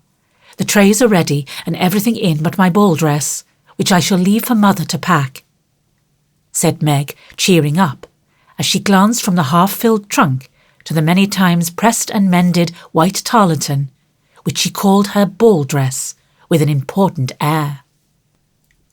The next day was fine, and Meg departed in style for a fortnight of novelty and pleasure. Mrs Marsh had consented to the visit rather reluctantly, fearing that Margaret would come back more discontented than she went. But she begged so hard, and Sally had promised to take good care of her, and a little pleasure seemed so delightful after a winter of irksome work that the mother yielded, and the daughter went to take her first taste of fashionable life. The Moffats were very fashionable, and simple Meg was rather daunted at first by the splendour of the house and the elegance of its occupants. But they were kindly people, in spite of the frivolous life they led, and soon put their guest at her ease. Perhaps Meg felt, without understanding why, that they were not particularly cultivated or intelligent people, and that all their gilding could not quite conceal the ordinary material of which they were made. It certainly was agreeable to fare sumptuously, drive in a fine carriage, wear her best frock every day, and do nothing but enjoy herself. It suited her exactly, and soon she began to imitate the manners and conversation of those about her, to put on little airs and graces, use French phrases, crimp her hair, take in her dresses, and talk about the fashions as well as she could. The more she saw of Annie Moffat's pretty things, the more she envied her and sighed to be rich. Home now looked bare and dismal as she thought of it. Work grew harder than ever, and she felt that she was a very destitute and much injured girl, in spite of the new gloves and silk stockings. She had not much time for repining, however, for the three young girls were busily employed in having a good time. They shopped, walked, rode and called all day, went to theatres and operas, or frolicked at home in the evening, for Annie had many friends and knew how to entertain them. Her older sisters were very fine young ladies, and one was engaged, which was extremely interesting and romantic, Meg thought. Mr Moffat was a fat, jolly old gentleman who knew her father, and Mrs Moffat, a fat, jolly old lady who took as great a fancy to Meg as her daughter had done. Everyone petted her, and Daisy, as they called her, was in a fair way to have her head turned. When the evening for the small party came, she found that the poplin wouldn't do at all, for the other girls were putting on thin dresses and making themselves very fine indeed. So out came the tarlatan, looking older, limper and shabbier than ever beside Sally's crisp new one. Meg saw the girls glance at it, and then at one another, and her cheeks began to burn, for with all her gentleness she was very proud. No one said a word about it, but Sally offered to dress her hair, and Annie to tie her sash, and Belle, the engaged sister, praised her white arms. But in their kindness Meg saw only pity for her poverty, and her heart felt very heavy as she stood by herself, while the others laughed, chattered, and flew about like gauzy butterflies. The hard, bitter feeling was getting pretty bad when the maid brought in a box of flowers. Before she could speak, Annie had the cover off, and all were exclaiming at the lovely roses, heath, and fern within. "It's for Belle, of course. George always sends her some, and these are altogether ravishing," cried Annie with a great sniff. "They are for Miss March," the man said, "and here's a note," put in the maid, holding it to Meg. "What fun! Who are they from? Didn't know you had a lover," cried the girls, fluttering about Meg in a high state of curiosity and surprise. "The note is from Mother, and the flowers from Laurie," said Meg simply, yet much gratified that he had not forgotten her. "Oh, indeed," said Annie with a funny look, as Meg slipped the note into her pocket as a sort of talisman against envy, vanity, and false pride, for the few loving words had done her good, and the flowers cheered her up by their beauty. Feeling almost happy again, she laid by a few ferns and roses for herself, and quickly made up the rest in dainty bouquets for the breasts, hair, or skirts of her friends, offering them so prettily that Clara, the elder sister, told her she was the sweetest little thing she ever saw, and they looked quite charmed with her small attention. Somehow the kind act finished her despondency, and when all the rest went to show themselves to Mrs. Moffat, she saw a happy, bright-eyed face in the mirror as she laid her ferns against her rippling hair and fastened the roses in the dress that didn't strike her as so very shabby now. She enjoyed herself very much that evening, for she danced to her heart's content. Everyone was very kind, and she had 3 compliments. Annie made her sing, and someone said she had a remarkably fine voice. Major Lincoln asked who the fresh little girl with the beautiful eyes was, and Mr. Moffat insisted on dancing with her because she didn't dawdle but had some spring in her, as he gracefully expressed it. So altogether she had a very nice time, till she overheard a bit of conversation which disturbed her extremely. She was sitting just inside the conservatory, waiting for her partner to bring her an ice, when she heard a voice ask, on the other side of the flowery wall, "How old is he?" 16 or 17, I should say, replied another voice. "It would be a grand thing for one of those girls, wouldn't it? Sally says they are very intimate now, and the old man quite dotes on them." "Mrs. M has made her plans, I dare say, and will play her cards well early as it is. The girl evidently doesn't think of it yet," said Mrs. Moffat. She told that fib about her mamma, as if she did know, and coloured up when the flowers came quite prettily. Poor thing! She'd be so nice if she only got up in style. "Do you think she'll be offended if we offer to lend her a dress for Thursday?" asked another voice. "She's proud, but I don't believe she'd mind, for that dowdy tarlatan is all she has got. She may tear it tonight, and that will be a good excuse for offering a decent one." Here Meg's partner appeared, to find her looking much flushed and rather agitated. She was proud, and her pride was useful just then, for it helped her hide her mortification, anger, and disgust at what she had just heard. For innocent and unsuspicious as she was, she could not help understanding the gossip of her friends. She tried to forget it, but could not, and kept repeating to herself, "Mrs. M has made her plans. That fib about her mamma, and dowdy tarlatan," till she was ready to cry and rush home to tell her troubles and ask for advice. As that was impossible, she did her best to seem gay, and being rather excited, she succeeded so well that no one dreamed what an effort she was making. She was very glad when it was all over and she was quiet in her bed, where she could think and wonder and fume till her head ached and her hot cheeks were cooled by a few natural tears. Those foolish yet well-meant words had opened a new world to Meg, and much disturbed the peace of the old one, in which till now she had lived as happily as a child. Her innocent friendship with Laurie was spoiled by the silly speeches she had overheard. Her faith in her mother was a little shaken by the worldly plans attributed to her by Mrs. Moffat, who judged others by herself, and the sensible resolution to be contented with the simple wardrobe which suited a poor man's daughter was weakened by the unnecessary pity of girls who thought a shabby dress one of the greatest calamities under heaven.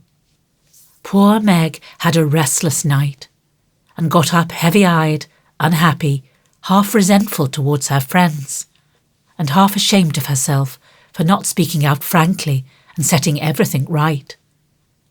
Everybody dawdled that morning, and it was noon before the girls found energy enough even to take up their worsted work. Something in the manner of her friends struck Meg at once.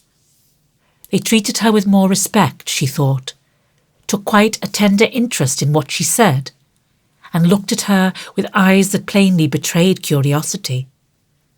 All this surprised and flattered her, though she did not understand it till Miss Bell looked up from her writing and said with a sentimental air, "Daisy, dear, I've sent an invitation to your friend, Mr. Lawrence, for Thursday.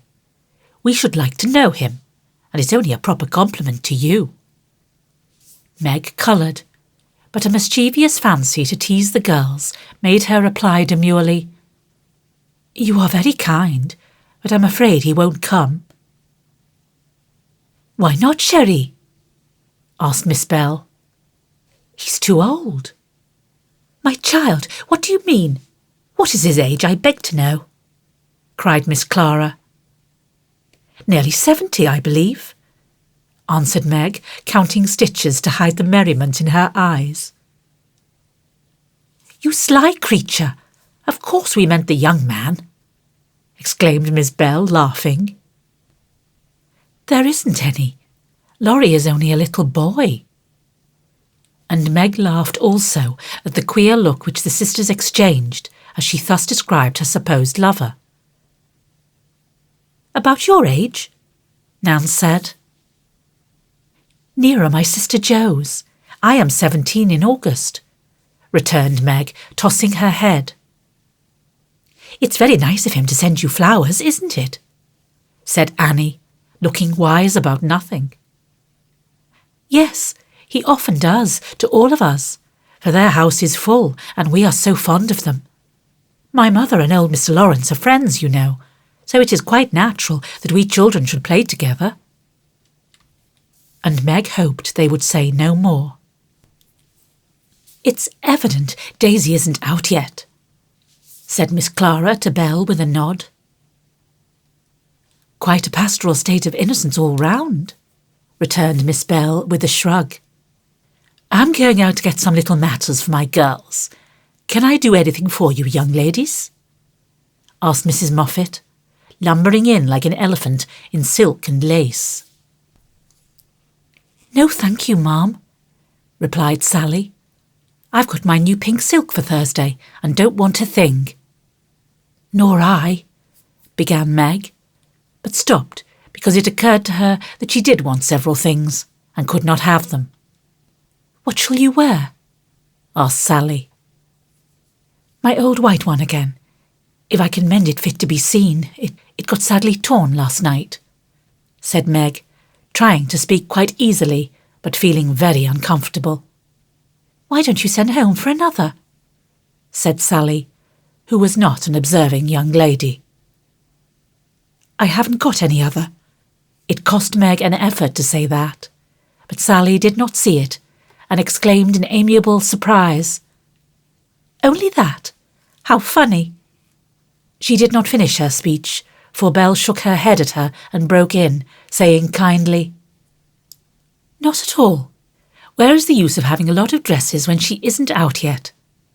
There's no need of sending home, Daisy, even if you had a dozen, for I've got a sweet blue silk laid away, which I've outgrown, and you shall wear it to please me, won't you, dear?"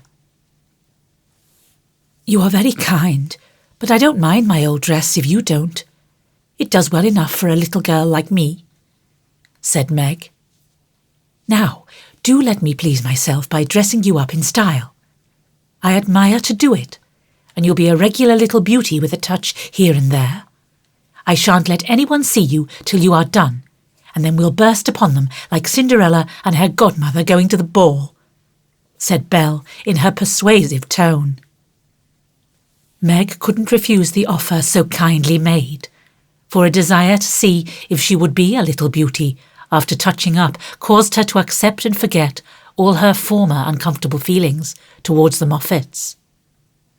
On the Thursday evening, Belle shut herself up with her maid, and between them they turned Meg into a fine lady. They crimped and curled her hair, they polished her neck and arms with some fragrant powder, touched her lips with coralline salve to make them redder, and Hortense would have added a soupçon of rouge if Meg had not rebelled. They laced her into a sky-blue dress, which was so tight she could hardly breathe, and so low in the neck that modest Meg blushed at herself in the mirror. A set of silver filigree was added, bracelets, necklace, brooch, and even earrings, for Hortense tied them on with a bit of pink silk which did not show. A cluster of tea-rose buds at the bosom and a ruche reconciled Meg to the display of her pretty white shoulders, and a pair of high-heeled silk boots satisfied the last wish of her heart. A lace handkerchief, a plumy fan, and a bouquet in a shoulder holder finished her off, and Miss Bell surveyed her with the satisfaction of a little girl with a newly dressed doll. "Mademoiselle is charmante, très jolie, is she not?" cried Hortense, clasping her hands in an affected rapture. "Come and show yourself," said Miss Bell, leading the way to the room where the others were waiting. As Meg went rustling after, with her long skirts trailing, her earrings tinkling, her curls waving, and her heart beating, she felt as if her fun had really begun at last, for the mirror had plainly told her that she was a little beauty. Her friends repeated the pleasing phrase enthusiastically, and for several minutes she stood, like a jackdaw in the fable, enjoying her borrowed plumes, while the rest chattered like a party of magpies. "While I dress, do you drill her, Nan, in the management of her skirt and those French heels, or she will trip herself up. Take your silver butterfly and catch up that long curl on the left side of her head, Clara, and don't any of you disturb the charming work of my hands," said Belle as she hurried away, looking well pleased with her success. "You don't look a bit like yourself, but you are very nice. I'm nowhere beside you, for Belle has heaps of taste, and you're quite French, I assure you. Let your flowers hang, don't be so careful of them, and be sure you don't trip," returned Sally, trying not to care that Meg was prettier than herself. Keeping that warning carefully in mind, Margaret got safely downstairs and sailed into the drawing-rooms where the Moffats and a few early guests were assembled. She very soon discovered that there is a charm about fine clothes which attracts a certain class of people and secures their respect. Several young ladies, who had taken no notice of her before, were very affectionate all of a sudden. Several young gentlemen, who had only stared at her at the other party, now not only stared, but asked to be introduced, and said all manner of foolish but agreeable things to her. And several old ladies, who sat on the sofas and criticised the rest of the party, inquired who she was with an air of interest. She heard Mrs. Moffat reply to one of them, "Daisy March, father a colonel in the army, one of our first families, but reverses of fortune, you know. Intimate friends of the Lawrences. Sweet creature, I assure you. My Ned is quite wild about her." "Dear me," said the old lady, putting up her glass for another observation of Meg, who tried to look as if she had not heard and been rather shocked at Mrs. Moffat's fibs.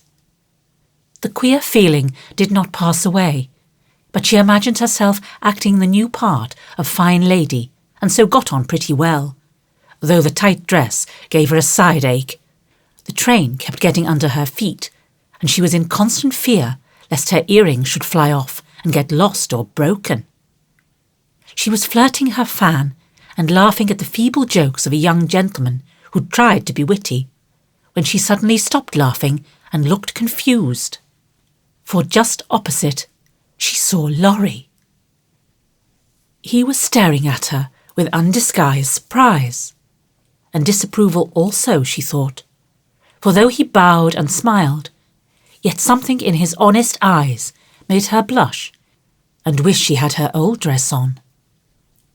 To complete her confusion, she saw Belle nudge Annie, and both glanced from her to Laurie, who, she was happy to see, looked unusually boyish and shy. Silly creatures, to put such thoughts into my head. I won't care for it, or let it change me a bit, thought Meg, and rustled across the room to shake hands with her friend. I'm glad you came. I was afraid you wouldn't, she said with her most grown-up air. Jo wanted me to come and tell her how you looked, so I did, answered Laurie, without turning his eyes upon her, though he half smiled at her maternal tone. What shall you tell her? Asked Meg, full of curiosity to know his opinion of her, yet feeling ill at ease with him for the first time. I shall say I didn't know you, for you look so grown up and unlike yourself. I'm quite afraid of you, he said, fumbling at his glove button. How absurd of you! The girls dress me up for fun, and I rather like it. Wouldn't Jo stir if she saw me? Said Meg, bent on making him say whether he thought her improved or not. Yes, I think she would, returned Laurie gravely. Don't you like me so? Asked Meg. No, I don't, was the blunt reply. Why not? In an anxious tone. He glanced at her frizzled head, bare shoulders, and fantastically trimmed dress, with an expression that abashed her more than his answer, which had not particle of his usual politeness in it. I don't like fuss and feathers. That was altogether too much from a lad younger than herself, and Meg walked away, saying petulantly, You are the rudest boy I ever saw. Feeling very much ruffled, she went and stood at a quiet window to cool her cheeks, for the tight dress gave her an uncomfortably brilliant colour. As she stood there, Major Lincoln passed by, and a minute after she heard him saying to his mother, They are making a fool of that little girl. I wanted you to see her, but they have spoiled her entirely. She's nothing but a doll tonight. Oh dear, sighed Meg. I wish I'd been sensible and worn my own things. Then I should not have disgusted other people, or felt so uncomfortable and ashamed of myself. She leaned her forehead on the cool pane, and stood half hidden by the curtains, never minding that her favourite waltz had begun, till someone touched her, and turning she saw Laurie, looking penitent, as he said, with his very best bow and his hand out, Please forgive my rudeness, and come and dance with me. I'm afraid it will be disagreeable to you, said Meg, trying to look offended and failing entirely. Not a bit of it. I'm dying to do it. Come, I'll be good. I don't like your gown, but I do think you are just splendid. And he waved his hands as if words failed to express his admiration. Meg smiled and relented, and whispered as they stood waiting to catch the time. Take care my skirt doesn't trip you up. It's the plague of my life, and I was a goose to wear it. Pin it round your neck, and then it will be useful, said Laurie, looking down at the little blue boots which he evidently approved of. Away they went fleetly and gracefully, for having practised at home, they were well matched. And the blithe young couple were a pleasant sight to see, as they twirled merrily round and round, feeling more friendly than ever after their small tiff. Laurie, I want you to do me a favour, will you? Said Meg, as he stood fanning her when her breath gave out, which it did very soon, though she would not own why. Won't I? Said Laurie, with alacrity. Please don't tell them at home about my dress tonight. They won't understand the joke, and it will worry Mother. Then why did you do it? Said Laurie's eyes, so plainly that Meg hastily added, I shall tell them myself all about it and fess to Mother how silly I've been. But I'd rather do it myself, so you'll not tell, will you? I give you my word I won't. Only, what shall I say when they ask me? Just say I looked pretty well and was having a good time. I'll say the first with all my heart. But how about the other? You don't look as if you were having a good time. Are you? And Laurie looked at her with an expression which made her answer in a whisper. No, not just now. Don't think I'm horrid. I only wanted a little fun. But this sort doesn't pay, I find, and I'm getting tired of it. Here comes Ned Moffat. What does he want? Said Laurie, knitting his black brows as if he did not regard his young host in the light of a pleasant addition to the party. He put his name down for 3 dances. I suppose he's coming for them. What a bore, said Meg, assuming a languid air which amused Laurie immensely. He did not speak to her again till supper time, when he saw her drinking champagne with Ned and his friend Fisher, who were behaving like a pair of fools, as Laurie said to himself, for he felt a brotherly sort of right to watch over the Marchers and fight their battles whenever a defender was needed. You'll have a splitting headache tomorrow if you drink much of that. I wouldn't, Meg. Your mother doesn't like it, you know, he whispered, leaning over her chair as Ned turned to refill her glass and Fisher stooped to pick up her fan. I'm not Meg tonight. I'm a doll who does all sorts of crazy things. Tomorrow I shall put away my fuss and feathers and be desperately good again, she answered with an affected little laugh. Wish tomorrow was here then, muttered Laurie, walking off, ill-pleased at the change he saw in her. Meg danced and flirted, chattered and giggled, as the other girls did. After supper she undertook the German, and blundered through it, nearly upsetting her partner with her long skirt, and romping in a way that scandalised Laurie, who looked on and meditated a lecture. But he got no chance to deliver it, for Meg kept away from him till he came to say good night. Remember, she said, trying to smile, for the splitting headache had already begun. Silence à la mort, replied Laurie with a melodramatic flourish as he went away. This little bit of byplay excited Annie's curiosity, but Meg was too tired for gossip and went to bed, feeling as if she had been to a masquerade and hadn't enjoyed herself as much as she expected. She was sick all the next day, and on Saturday went home, quite used up with her fortnight's fun, and feeling that she had sat in the lap of luxury long enough. It does seem pleasant to be quiet and not have company manners on all the time. Home is a nice place, though it isn't splendid, said Meg, looking about her with a restful expression as she sat with her mother and Joe on the Sunday evening. I'm glad to hear you say so, dear, for I was afraid home would seem dull and poor to you after your fine quarters, replied her mother, who had given her many anxious looks that day, for motherly eyes are quick to see any change in children's faces. Meg had told her adventures gaily and said over and over what a charming time she had had, but something still seemed to weigh upon her spirits, and when the younger girls were gone to bed, she sat thoughtfully staring at the fire, saying little and looking worried. As the clock struck 9 and Joe proposed bed, Meg suddenly left her chair and, taking Beth's stool, leaned her elbows on her mother's knee, saying bravely, "Mommy, I want to fess." I thought so. What is it, dear? Shall I go away? Asked Joe discreetly. Of course not. Don't I always tell you everything? I was ashamed to speak of it before the younger children, but I want you to know all the dreadful things I did at the Moffats. We are prepared, said Mrs Marsh, smiling but looking a little anxious. I told you they dressed me up, but I didn't tell you that they powdered and squeezed and frizzled and made me look like a fashion plate.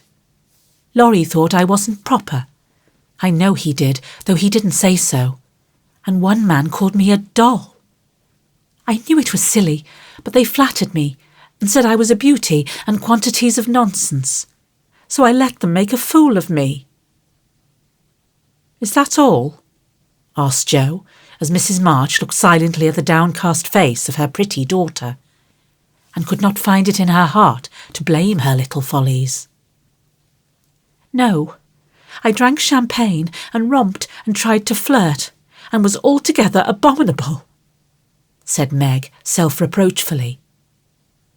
There is something more, I think, and Mrs Marsh smoothed the soft cheek, which suddenly grew rosy as Meg answered slowly. Yes, it's very silly, but I want to tell it because I hate to have people say and think such things about us and Laurie. Then she told the various bits of gossip she had heard at the Moffats, and as she spoke, Jo saw her mother fold her lips tightly, as if ill-pleased that such ideas should be put into Meg's innocent mind. Well, if that isn't the greatest rubbish I ever heard, cried Jo indignantly. Why didn't you pop out and tell them so on the spot? I couldn't. It was so embarrassing for me. I couldn't help hearing at first. And then I was so angry and ashamed. I didn't remember that I ought to go away. Just wait till I see Annie Moffat, and I'll show you how to settle such ridiculous stuff. The idea of having plans and being kind to Laurie because he's rich and may marry us by and by. Won't he shout when I tell him what those silly things say about us poor children? And Jo laughed, as if on second thoughts the thing struck her as a good joke. If you tell Laurie, I'll never forgive you. She mustn't, must she, Mother? Said Meg, looking distressed. No, never repeat that foolish gossip, and forget it as soon as you can, said Mrs Marsh gravely. I was very unwise to let you go among people of whom I know so little. Kind, I dare say, but worldly, ill-bred, and full of these vulgar ideas about young people. I am more sorry than I can express for the mischief this visit may have done you, Meg. Don't be sorry. I won't let it hurt me. I'll forget all the bad and remember only the good, for I did enjoy a great deal. And thank you very much for letting me go. I'll not be sentimental or dissatisfied, Mother. I know I'm a silly little girl, and I'll stay with you till I'm fit to take care of myself. But it is nice to be praised and admired, and I can't help saying I like it, said Meg, looking half ashamed of the confession. That is perfectly natural and quite harmless, if the liking does not become a passion and lead one to do foolish or unmaidenly things. Learn to know and value the praise which is worth having, and to excite the admiration of excellent people by being modest as well as pretty, Meg. Margaret sat thinking a moment, while Jo stood with her hands behind her, looking both interested and a little perplexed, for it was a new thing to see Meg blushing and talking about admiration, lovers and things of that sort. And Jo felt as if during that fortnight her sister had grown up amazingly, and was drifting away from her into a world where she could not follow. Mother, do you have plans, as Mrs Moffat said? Asked Meg bashfully. Yes, my dear, I have a great many, all mothers do, but mine differ somewhat from Mrs Moffat's, I suspect. I will tell you some of them, for the time has come when a word may set this romantic little head and heart of yours right, on a very serious subject. You are young, Meg, but not too young to understand me, and mother's lips are the fittest to speak of such things to girls like you. Jo, your turn will come in time, perhaps, so listen to my plans and help me carry them out, if they are good. Jo went and sat on one arm of the chair, looking as if she thought they were about to join in some very solemn affair. Holding a hand of each, and watching the two young faces wistfully, Mrs Marsh said, in her serious yet cheery way, I want my daughters to be beautiful, accomplished and good, to be admired, loved and respected, to have a happy youth, to be well and wisely married, and to lead useful, pleasant lives, with as little care and sorrow to try them as God sees fit to send. To be loved and chosen by a good man is the best and sweetest thing which can happen to a woman. And I sincerely hope my girls may know this beautiful experience. It is natural to think of it, Meg, right to hope and wait for it, and wise to prepare for it, so that when that happy time comes, you may feel ready for the duties and worthy of the joy. My dear girls, I am ambitious for you, but not to have you make a dash in the world, marry rich men merely because they are rich, or have splendid houses which are not homes because love is wanting. Money is a needful and precious thing, and when well used, a noble thing. But I never want you to think it is the first or only prize to strive for. I'd rather see you poor men's wives, if you were happy, beloved, contented, than queens on thrones, without self-respect and peace. Poor girls don't stand any chance, Belle says, unless they put themselves forward, sighed Meg. Then we'll be old maids, said Jo stoutly. Right, Jo.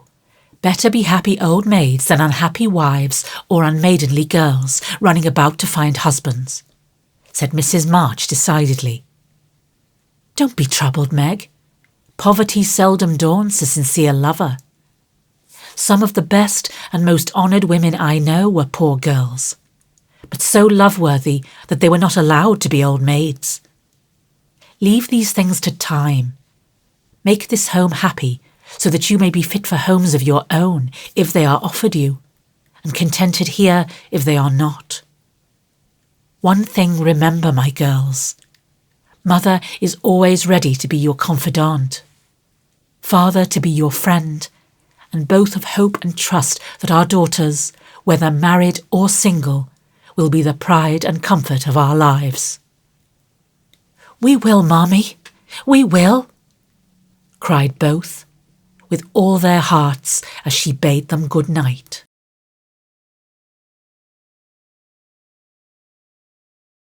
Chapter 10.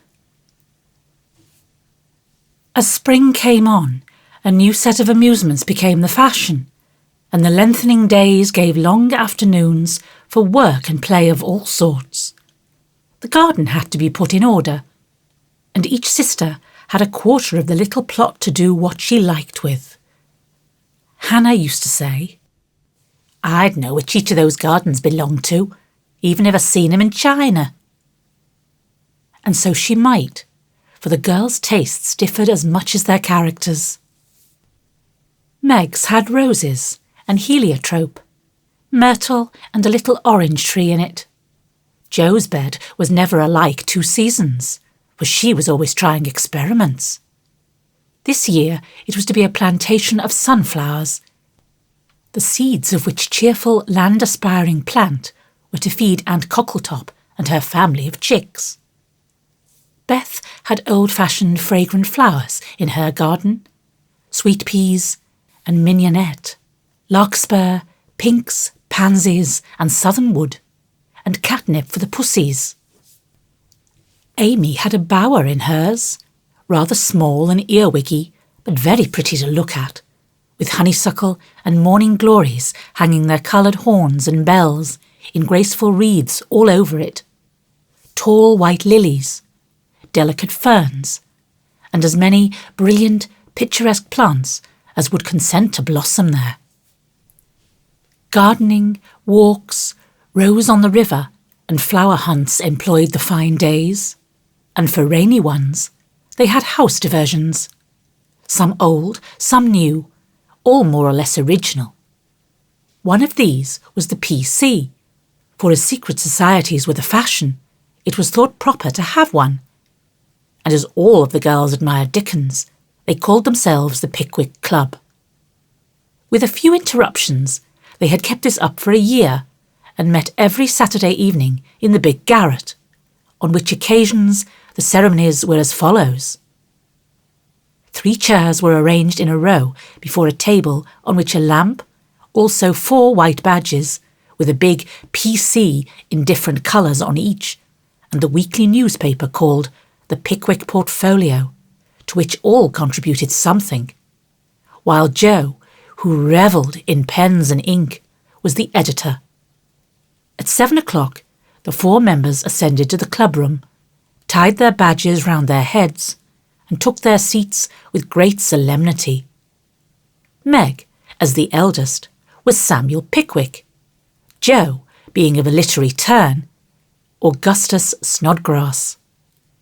Beth, because she was round and rosy, Tracy Tupman. And Amy, who was always trying to do what she couldn't, was Nathaniel Winkle. Pickwick, the president, read the paper, which was filled with original tales, poetry, local news, funny advertisements, and hints in which they good-naturedly reminded each other of their faults and shortcomings. On one occasion, Mr. Pickwick put on a pair of spectacles without any glass, rapped upon the table, hemmed and having stared hard at Mr. Snodgrass, who was tilting back in his chair, till he arranged himself properly, began to read. The Pickwick Portfolio, May 20th. Poets' Corner Anniversary Ode. Again we meet to celebrate, with badge and solemn rite, our 52nd anniversary in Pickwick Hall tonight. We all are here in perfect health, none gone from our small band. Again we see each well-known face and press each friendly hand. Our Pickwick, always at his post, with reverence we greet, as spectacles on nose he reads our well-filled weekly sheet. Although he suffers from a cold, we joy to hear him speak, for words of wisdom from him fall, in spite of croak or squeak. Old 6-foot Snodgrass looms on high, with elephantine grace, and beams upon the company with brown and jovial face. Poetic fire lights up his eye, he struggles 'gainst his lot. Behold ambition on his brow, and on his nose a blot. Next our peaceful Tupman comes, so rosy, plump and sweet, who chokes with laughter at the puns, and tumbles off his seat. Prim little Winkle too is here, with every hair in place, a model of propriety, though he hates to wash his face. The year is gone, we still unite, to joke and laugh and read, and tread the path of literature that doth to glory lead. Long may our paper prosper well, our club unbroken be, and coming years their blessings pour on the useful gay P.C. A. Snodgrass, The Masked Marriage, A Tale of Venice. Gondola after gondola swept up to the marble steps, and left its lovely load to swell the brilliant throng that filled the stately halls of Count Adelon. Knights and ladies, elves and pages, monks and flower girls, all mingled gaily in the dance. Sweet voices and rich melody filled the air, and so with mirth and music the masquerade went on. "Has your Highness seen the Lady Viola tonight?" asked a gallant troubadour of the fairy queen who floated down the hall upon his arm. "Yes, is she not lovely, though so sad? Her dress is well chosen too, for in a week she weds Count Antonio, whom she passionately hates. By my faith, I envy him. Yonder he comes, arrayed like a bridegroom, except the black mask. When that is off, we shall see how he regards the fair maid whose heart he cannot win, though her stern father bestows her hand," returned the troubadour. "'Tis whispered that she loves the young English artist who haunts her steps, and is spurned by the old count," said the lady as they joined the dance. The revel was at its height, when a priest appeared, and withdrawing the young pair to an alcove, hung with purple velvet, he motioned them to kneel. Instant silence fell on the gay throng, and not a sound, but the dash of fountains or the rustle of orange groves sleeping in the moonlight, broke the hush as Count de Adelon spoke thus. "My lords and ladies, pardon the ruse by which I have gathered you here to witness the marriage of my daughter. Father, we wait your services." All eyes turned towards the bridal party, and a murmur of amazement went through the throng, for neither bride nor groom removed their masks. Curiosity and wonder possessed all hearts, but respect restrained all tongues till the holy rite was over. Then the eager spectators gathered round the Count, demanding an explanation. Gladly would I give it if I could, but I only know that it was the whim of my timid Viola, and I yielded to it. Now, my children, let the play end. Unmask and receive my blessing." But neither bent the knee, for the young bridegroom replied in a tone that startled all listeners as the mask fell, disclosing the noble face of Ferdinand Devereux, the artist lover, and leaning on the breast where now flashed the star of an English earl was the lovely Viola, radiant with joy and beauty. "My lord, you scornfully bade me claim your daughter, when I could boast as high a name and vast a fortune as the Count Antonio. I can do more, for even your ambitious soul cannot refuse the Earl of Devereux and de Vere, when he gives his ancient name and boundless wealth in return for the beloved hand of this fair lady, now my wife." The Count stood like one changed to stone, and turning to the bewildered crowd, Ferdinand added, with a gay smile of triumph, "To you, my gallant friends, I can only wish that your wooing may prosper as mine has done, and that you may all win as fair a bride as I have by this masked marriage." S. Pickwick. Why is the PC like the Tower of Babel?